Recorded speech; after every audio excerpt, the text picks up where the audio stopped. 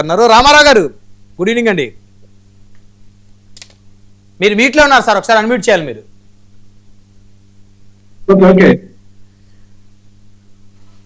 అటు తెలుగుదేశం ఇటు జనసేన యువతకు ప్రాధాన్యతనిస్తూ పార్టీ నిర్మాణాలని పూర్తి స్థాయిలో చేసేటువంటి కార్యక్రమాన్ని వారు ప్రారంభించారు. వైఎస్ఆర్సీపీ ఎక్కడి వరకు మీ కార్యక్రమాన్ని, మీ నిర్మాణాన్ని, కార్యకర్తలు ఉత్సాహాన్ని పెంపొందించే కార్యక్రమాలు మీరు ఎప్పుడు ప్రారంభిస్తారు?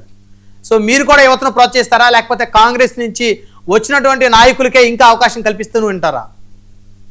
అంటే ఆ సీనియర్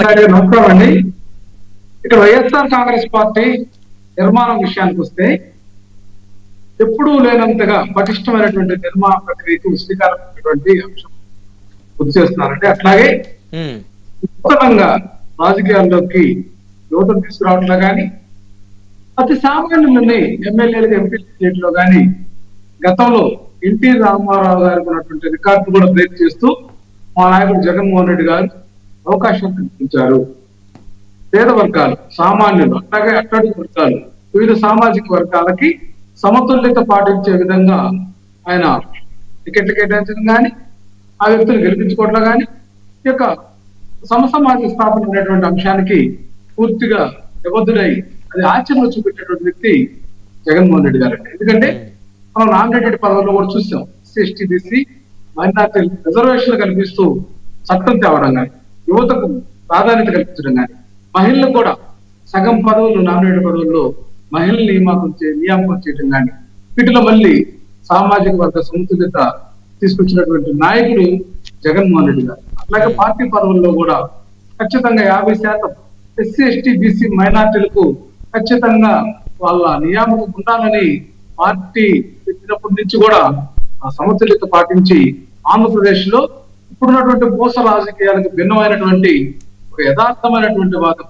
అట్లాగే సామాజిక న్యాయం అనేటువంటి సిద్ధాంతాన్ని పరిపక్వతగా అమలు చేస్తున్నటువంటి వ్యక్తి మా నాయకుడు జగన్మోహన్ రెడ్డి గారు అండి. ఇప్పుడు చూస్తాం ఈ పార్టీలన్నీ కూడా చేస్తున్నటువంటిది వేరు, చెప్పేది వేరు. అట్లాగే అంతర్గత ప్రజాస్వామ్యం విషయంలో కూడా చూస్తే వైఎస్ఆర్ కాంగ్రెస్ పార్టీలో ప్రతి నాయకుడికి కూడా విలువ ఉండేటటువంటి అంశంగా కూడా తీసుకున్నటువంటి అంశం కూడా ఉంది. ఇక్కడ నూతనంగా ఏర్పాటైనటువంటి జనసేన పార్టీ చూస్తే దానికి ఒక దిశానిర్దేశం లేదు, సిద్ధాంతం లేదు, అట్లాగే ఒక విధానం కూడా లేదు. ఎందుకంటే 2014 పార్టీ ఏర్పాటు చేసి ఒక్క సీటు కూడా పోటీ చేయకుండా మనం ఆయన యొక్క నిర్వాహకం చూసాం. అట్లాగే మేజర్ గా అక్కడ ఆ పార్టీకి సంబంధించినటువంటి అంశం ఏంటంటే ఆయన అభిమానులు కానీ, లేకపోతే కాపు సామాజిక వర్గం అత్యధిక ఓట్లున్నాయి. మన కాపు సామాజిక వర్గం వ్యక్తి, లేకపోతే పవన్ కళ్యాణ్ అనే వ్యక్తి ముఖ్యమంత్రి పీఠం అధిరోహించాలనే అంశం మీద ఆ పార్టీలో ఉన్నటువంటి క్యాడర్ ఉంటే ఆయన మాత్రం ఇంకో మరో 10 సంవత్సరాలు వేరే వేరే ముఖ్యమంత్రులు ఉండాలనేటువంటి అందుకని ఇప్పుడు ఆ పార్టీ నిర్మాణం జరుగుతుంది. వాళ్ళు అందుకని నిర్మాణం చేస్తున్నారు. ఎక్కడ ఉంటుంది నిర్మాణం?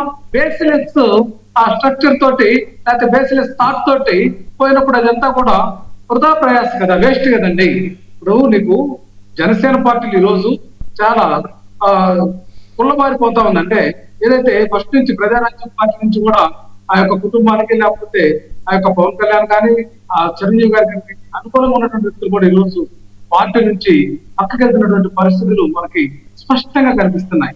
అట్లాగే ముఖ్యమంత్రి కావాలి అనేటువంటి విధానాలు కూడా తిలోదకాలు ఇచ్చారు. ఇక దానికి ఎక్కడ బేస్ ఉంటుందనేది మనం ఆలోచించాలి. ఎవరైనా కూడా ముఖ్యమంత్రి పదవి చేపట్టడం కోసము ఈ రాష్ట్రంలో పార్టీలు పెట్టి రాజకీయాలు చేస్తారనేది వాస్తవం. చిరంజీవి గారు కూడా అదే ఉద్దేశంతో పెట్టింది, ముఖ్యమంత్రి కావాలనే కదా. మరి పవన్ కళ్యాణ్ గారు ముఖ్యమంత్రి కావడం కోసం నాకు అవకాశం ఉందని ఒక దఫా చెప్తాడు, మరో తప్ప సిద్ధాంతాలన్నీ కూడా మార్చుకుంటా ఉంటారు. ఈ విషయంలో జనసేనకు నిర్మాణంలో కానీ, ఎక్కడ కూడా గ్రామ స్థాయిలో కానీ, ఆ మండల స్థాయిలో కానీ సరైనటువంటి నిర్మాణ వ్యవస్థ అయితే ఇప్పటికీ ఏర్పడలేదు. దానిపైన ఆయన దృష్టి కూడా సారించినట్లుగా ఎక్కడ కనిపించట్లేదు. దీనివల్ల ఉపయోగం లేనటువంటి ఇప్పుడు గ్రేటర్ రాయలసీమ బాధ్యతల్ని బాలినేని శ్రీనివాసరెడ్డి గారికి, ఆర్ఎం శ్రీనివాసులు గారికి వాళ్ళకి అప్పగించిన తర్వాత వైఎస్ఆర్సీపీ కొంత క్యాడర్ ని కోల్పోతుంది అనేటువంటి ఆలోచన రావటం లేదా వైసీపీకి? ఎక్కడ కదలేదండి. ఇప్పుడు బాలినేని శ్రీనివాసరెడ్డి గారితో ఎక్కడ క్యాడర్ ముందుకు పోలేదు. మనం ప్రకాశం జిల్లా చూసుకుంటే ప్రధానంగా ఆయనతో పోయినటువంటి వాళ్ళు బహుస్వల్పం అనమాట. ఒంగోలు కాన్స్టిట్యున్సీ ఏదన్నా కొంతవరకు ఆయన ఉంది, కానీ మిగతా ప్రకాశం జిల్లాలో కానీ, మిగతా ఆయన ఎవరెవరిని పార్టీలో చేర్పించారో లిస్ట్ చెప్పానండి, కనీసం పట్టుమని 10 పేర్లు చెప్పండి. 20 మంది కార్పొరేటర్లు ఆయనతో జాయిన్ అవ్వలేదా పార్టీలో? అదే చెప్తున్నానండి, అది ఒంగోలు కాన్స్టిట్యున్సీ అని చెప్పాను నేను. ఒంగోలు కాన్స్టిట్యున్సీ 20 మంది కార్పొరేటర్లు, అది అంటే 20 మంది కార్పొరేటర్లు మీకు లెక్కలేదు. మీరేమన్నారు, రాయలసీమ మొత్తానికి సంబంధించి అవును, ఆయనకు బాధ్యతలు అప్పచెప్పి కరెక్ట్ గా 3 రోజులైంది. ఆ 3 రోజుల్లో ఆయన ఉమ్మడి చిత్తూరు, ఉమ్మడి ప్రకాశం, ఉమ్మడి కడప ఆ ప్రయత్నం చేస్తా ఉన్నారు. ఖచ్చితంగా కీలకమైన నేతలను లాగేస్తారు. లాగారు అనేది తేడా ఉందండి. లాగిన వాళ్ళు ఎంతమంది పట్టుమని 10 పేర్లు చెప్పమని చెప్పారు. ఆర్ఎన్ శ్రీనివాస్ గారు సో క్రెడిబిలిటీ లేదు, ఆయన యొక్క అవినీతి అక్రమాలు, ఆ కుటుంబం చేసినటువంటి ఆ అరాచకాలకి కాదు. మొన్నటిదాకా మీ పార్టీలోనే ఎమ్మెల్యే 2024 వరకు ఛాలెంజ్ చేస్తున్నాను బ్రహ్మనాయుడు గారు, మరలా ఆర్ఎన్ శ్రీనివాస్ ని ఎమ్మెల్యే గెలవమని చూద్దాం. ఇటువంటి వ్యక్తుల వల్ల వైఎస్ఆర్ కాంగ్రెస్ పార్టీలో ఒక్క ఓటు కూడా చాలా ఉండదు. వాళ్ళ వల్ల మా పార్టీకి లాభం అని ఈ సందర్భంగా ఖచ్చితంగా స్ట్రాంగ్ గా చెప్తున్నామండి. కాదు వ్యక్తుల యొక్క రామారావు గారు, బొట్ల రామారావు గారు, ఒక్క నిమిషం. మీ పార్టీలో 5 ఏళ్లు చిత్తూరు ఎమ్మెల్యేగా పనిచేసినటువంటి నాయకుడు, ఆ రోజు నిజాయితీ పరుడు. మీ పార్టీ మారి పక్క పార్టీలో ఎమ్మెల్యేగా గెలిచిన ఆ వ్యక్తి సంవత్సరాలకే అవినీతి పరుడు అయిపోయాడు. ఇది ప్రజలు గమనిస్తూ ఉంటారు కదా మీ కామెంట్స్ ని. మేము 5 సంవత్సరాలు పనిచేసినటువంటి వాళ్ళు నిజాయితీ పరులని మేము ఎప్పుడు చెప్పాలా? అంటే ఇంకా మీ పార్టీలో అవినీతి పరులు ఉన్నారు అయితే, ఇంకా ఉన్నారు అయితే. ఒక రెడ్ శాండిల్ స్మగ్లర్ కి టికెట్ ఇవ్వాలని చెప్పి చిత్తూరులో ఆర్ఎన్ శ్రీనివాసరావు గారిని పక్కన పెట్టారు. అవునా? చిత్తూరులో విజయానంద రెడ్డి అని ఒక రెడ్ శాండిల్ స్మగ్లర్ అయినా ఇంటర్నేషనల్ స్మగ్లర్ విజయానంద రెడ్డి, ఆయనకు చిత్తూరు టికెట్ ఇవ్వాలని చెప్పి పెద్దిరెడ్డి రామచంద్రారెడ్డి, మిథున్ రెడ్డి సపోర్ట్ చేసి ఆర్ఎన్ శ్రీనివాస్ గారిని పక్కన పెట్టిన పరిస్థితి అండి. శ్రీనివాస్ గారికి ఎక్కడ చెడిపేరు లేదు చిత్తూరులో. ఆయన పక్కన పెడితే ఆయన తిరుపతికి వచ్చి జనసేన చేరి ఎమ్మెల్యే అయ్యారు. రామారావు గారు విజయశేఖర రెడ్డి గారి కామెంట్స్ మీద రెస్పాండ్ అవ్వండి.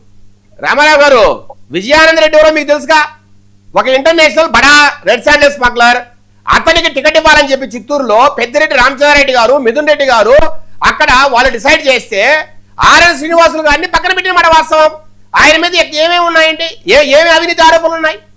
ఆయన దిక్కులేని పరిస్థితుల్లో పార్టీ నుంచి బయటకు వచ్చి జనసేన వారు ఆహ్వానిస్తే వచ్చి ఇక్కడ చేరి 60,000తో మెజారిటీతో గెలిచారు తిరుపతిలో.